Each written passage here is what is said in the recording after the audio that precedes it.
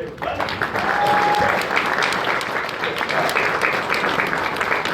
I'm proud of him. He's going to give you a mark. Probably don't want to scream as loud as he does, so I'll give it to him. Now listen, you take your time, you do what you need to do. Don't worry about it. Just like I told my first sermon here, I said, guess what? I'm going to say stupid things from time to time. I'm going to get tongue-tied.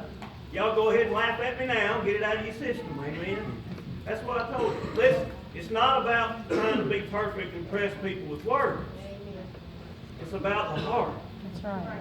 Right? And that's what I told her this morning before church. So, bless her, Lord, and you just take right off, okay? You can click it wherever you want to. Up a little closer. Where did it pick you up here? Yeah. There you go. Okay. First, I want to thank y'all for letting me come here today, and I'm going to be honest with y'all. I tried every way possible to get out of this. Yeah. Come in.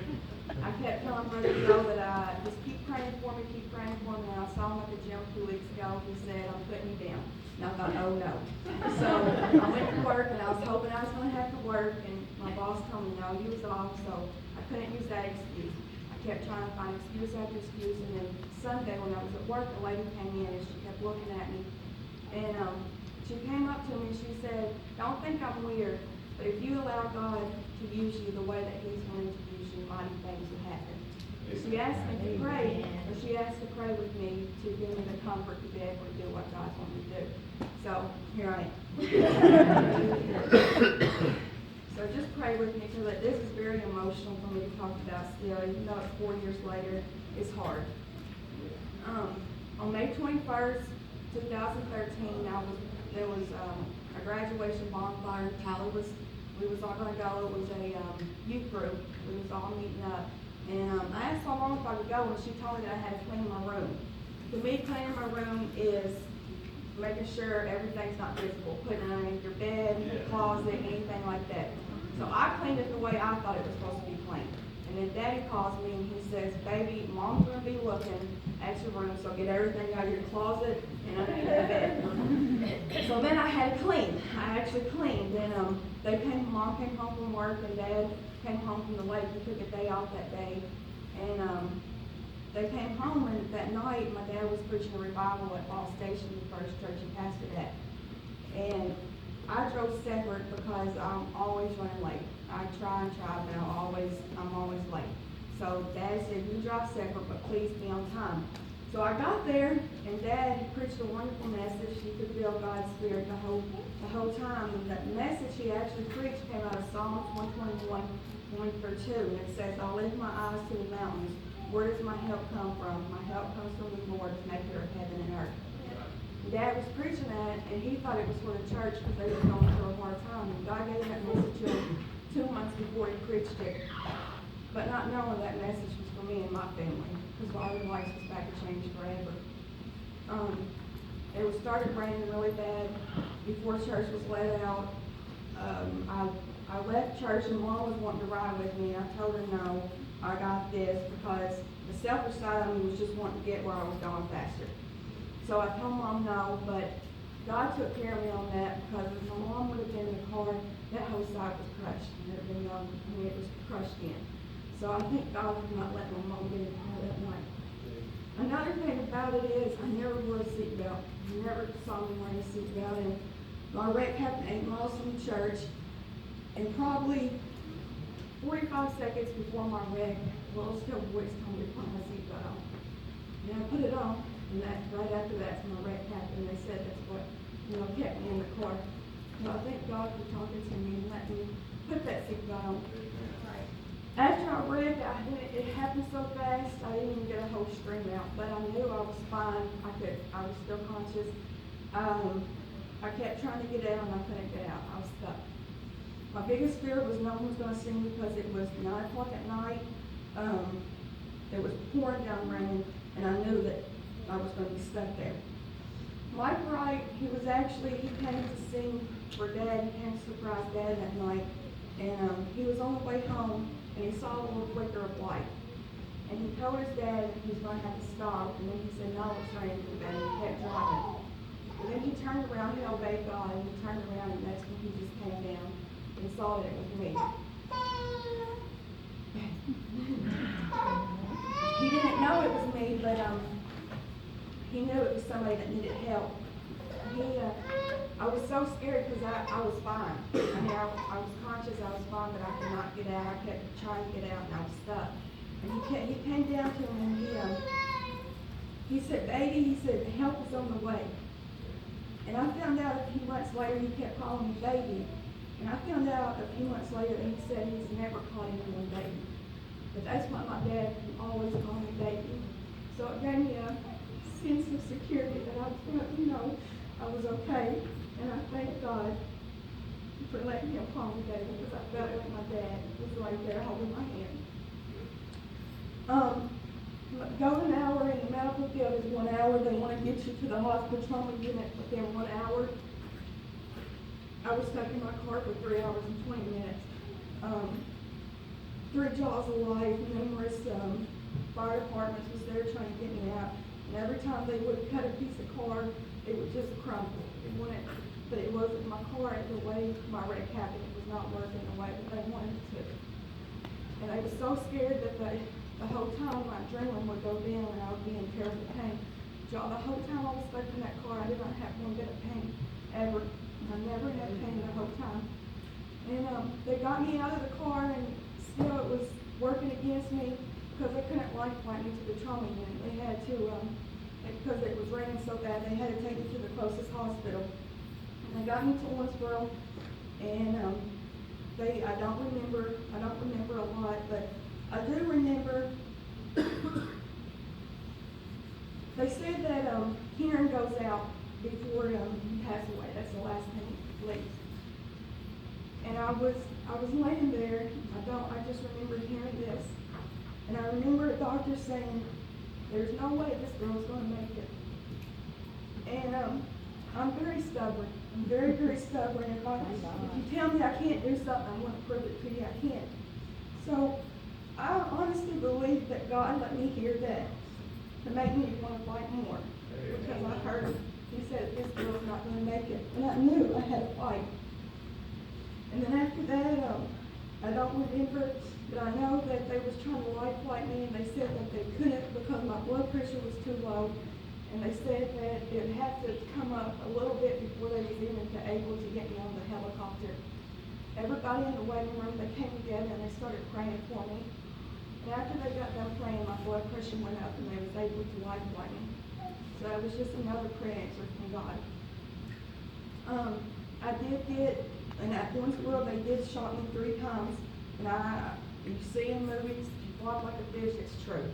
You do. I remember that. For some reason, I remember that and how bad it hurt. And when I woke up off the ventilator, I told Mom and Dad that. And they said, "No, you was fine, And my nurse, I was telling my nurse, and she came back in and she was bawling. And she said that she was unresponsive one time for 30 minutes. And they said that's when brain damage happens. You don't come out of that. And here I am today, no brain damage. So I thank God for that. Another thing, when I first woke up, I told Mom, I don't remember this, but I told Mom that Satan was trying to take me, and God said no. And he pulled me away, and I thank God. I thank God for being there for me. And then another thing is I actually do remember this. My mom told me that my dad needed to talk to me, and I thought my dad was in Kentucky. She told me where I was at. I thought he was driving all the way from Kentucky, but he was at the hospitality house. And she said, "Your daddy needs to talk to you." When he came in the room, I could tell something bad happened. The look on his face, I could tell he was very worried about something. And he laid down beside me, and he said, "Baby, you know how much I love you, and how I'd do anything in this world for you." And I know that. And he said, "But I had to sign papers for them to take your leg because it was life over him." And he was so sorry for me to do that. But I told him I thank him, I was so happy to be alive. And a few months after that, I got thinking about it, but how hard it was for my dad to do that. I could never imagine that. But then I get thinking about God loved us so much, He sent His own Son to die for us so we could have eternal life. And that's how much we are loved. And I just wish everybody could realize that God loves us that much.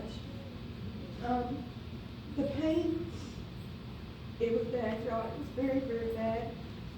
The dressing changes, they would come in and it was wet to dry. They would put it on wet and then let it dry. And honestly, I didn't think I could, each time they would do it, I didn't think I was going to make it through it. But like I got thinking, they was giving me pain medicine, and when Jesus was on the cross, He had no pain medicine. He did that for us. And I just kept reminding myself of that. And my mom, she would get down in my ear and sing to me, "This is the day that the Lord has made. Let us rejoice and be glad in it." And me and her would sing it back and forth. We just keep singing it and then singing it. And then after that was when I thought the pain, I couldn't take it no more. It was over. And I thank God for getting me through that. I thought my leg was the worst part about it. I thought it couldn't get no worse, and then I went in complete kidney failure. They started doing dialysis on me, and there was 8 rounds of dialysis, but I could only finish 2 because it made me so sick and my blood pressure would drop. And the kidney doctor came in and told Mom and Dad that in the next few days I was probably going to have to be put on a transplant list for both kidneys to be replaced because they were so damaged. And that night, I started worrying about it because I made it through this. God let me make it through this. And am I going to die from kidney failure? So I was thinking that night when I went to sleep, Dad said I woke up and I looked at him and I told him that they are here. And he said that he asked who was here, and I said the angels. I said they're all around us. And he said, ask them to please touch your kidneys, Rachel. And I did, and the next morning I woke up, I started peeing. Amen. My kidneys was working as functioning. And I didn't have to have a kidney transplant. And my kidneys today, they said that I would have problems with it. From here on out, my kidneys are 100% normal. They said it's just like nothing's ever happened. And I want to thank God for that. I was still in shock for a long time. I was just excited to be alive, but it really didn't set in that what I was going through. In my mind, it was going to be 2 months, and I was going to be up going, I'll be fine. But I got home, and I was still having surgeries after surgeries, and one surgery I had was a bone graft, and they took it out of my hip. And I wasn't nervous about the surgery because I thought the hip was in the front. That's where they was taking it from the hip on the front. It wasn't, they took it off the back. And when I woke up, I thought the pain on my leg was bad that I went through, but this was unbearable pain. And they couldn't get the pain control down. And I ended up getting MRSA, and they thought that I wasn't going to make it through that. But I think God let me make it through that too. So all odds was keep coming against me, but God showed that He's so mighty and let me come through this. So as hard as it is for me to get up here today, my fleshly side is scared. I still don't want to be up here. But my spiritual side knows that God deserves His praise because He is so mighty. And after all the surgeries and stuff, everything started sinking in. I got off all my medicine and everything was sinking in that I had to rely on other people. I had to be pushed in a wheelchair. To even use the bathroom, take showers, I had to have my mom there. And that was hard on me because I was very independent. I didn't want help. I wanted to do it by myself, and I couldn't. I got into deep depression, a very deep depression, and I turned to things. I'm just going to be honest with y'all, I turned to drugs and alcohol to try to get out of it. But that just numbed it for a little bit. It didn't numb it like it should. It would go away. And I got real mad at God because why would He let a 19-year-old go through this? I had life ahead of me. And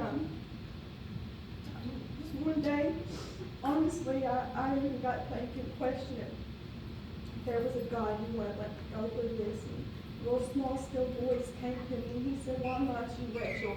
What makes you so special?" And then that day I got thinking about Job and all that he went through. So much has happened to him. He he was being blamed for things he didn't do. But he kept trusting the Lord that everything would work out, and it did. So that day, instead of doubting God, I started trusting in God. And that's when I didn't need things, worldly things to numb my pain. God took care of me. I started trusting him again in my heart. I was filled with joy. And in Proverbs 3:5-6, it says, trust in the Lord with all your heart and lean not onto your understanding. In all your ways acknowledge him, and he will make straight your paths. And he did make straight my path. Because I was going down a wrong road. The things that I was doing, the people I was hanging out with, and I was destroying myself. After God brought me through all that, I was just so mad and oblivious that I didn't care. I was mad. But like I said, God let me hear him say that, why not you, Rachel? What makes you so special? And that made me realize that any of us is going to be facing trials. And some may be greater than others, but you got to realize through them trials that you got to turn to God, and I promise you, he will get you through it. Because he got me through this. He let me live when there was no chance of me living. I had 0% survival rate. They actually call my mom and dad to go back there and tell me goodbye. And I'm still here, y'all. That's because of God. And my storm, I thought that storm was bad that night. It was the worst rain I ever saw. But then the storm that I was going through was bad. But now it's a beautiful rainbow. I'm seeing a beautiful, I'm at the end, and I see how God should be glorified. And a verse that got me through all this is Philippians 4:13. I can do all things through Christ who strengthens me. And I thank God for giving me the strength when I thought I couldn't bear it anymore. Now, there was days I woke up and I didn't want to be here anymore. After I came through all that, God let me come through all that. I honestly did not want to be here. And he just kept reminding me, Rachel, if you just trust in me, I have you. I'm going to get you through this. And he has. And that's what I just want everyone to realize, to turn to God in your toughest battle. That our toughest battles are so little to him. I mean, he can take care of anything. And I just want to thank God for getting me through all this, because I know without him I would not be here today. Lord, y'all.